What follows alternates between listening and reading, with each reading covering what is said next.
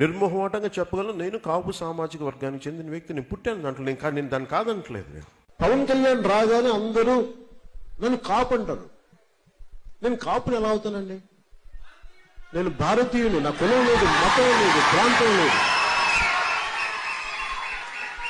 వీటన్నిటికంటే ముందు నేను మనిషిని. ఇంకో వార్త. రెండోది, మత ప్రస్తావన లేని మన రాజ్యాన్ని చూడాలని ఎందుకు అనుకుంటున్నానంటే, అరే నేను హిందువుని, చాలా బలమైన హిందువు, నేను కూడా అది కూడా చెప్తున్నాను మీకు. ఇంకో వార్త.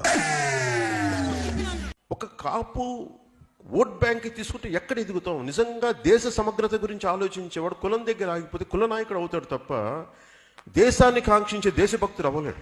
సొంత కులాన్ని కూడా వెనకేసుకు రావట్లా. కనీసం కుల భావనను తెచ్చుకుని బాగు చేయండి రాష్ట్రం. ఎవడు మా కులం నుంచి ముఖ్యమంత్రి అవ్వలేదు. మీరు ఓటేయండి, అవి చూపిస్తాం. తెలియక అడుగుతున్నాను, ఇదో బతుక చెప్పండి.